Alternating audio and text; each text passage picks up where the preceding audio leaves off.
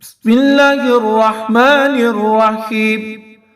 اللهم يا ذا المن ولا يمن عليه، يا ذا الجلال والإكرام، يا ذا الدول والإنعام، لا إله إلا أنت ذهر اللاحين وجار المستجيرين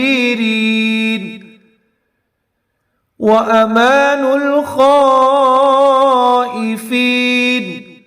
اللهم إن كنت كتبتني عندك في الكتاب شقيا أو محروما أو مطرودا أو مقترا علي في الرزق فمح. اللهم بفضلك شقاوتي وحرماني وتردي واقتتار رزقي وأثبتني عندك في الكتاب سعيدا مرزوقا موفقا للخيرات، فإنك قلت وقولك الحق في كتابك المنزل على لسان نبيك المرسل: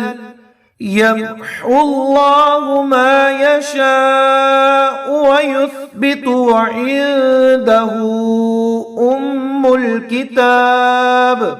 إلهي بالتجلي الأعظم في ليلة النصف من شهر شعبان المكرم التي يفرق فيها كل أمر حكيم ويبرم، أن تكشف عنا من البلاء والبلواء ما نعلم وما لا نعلم، وأنت به أعلم، إنك أنت الأعز الأكرم. وصلى الله تعالى على سيدنا محمد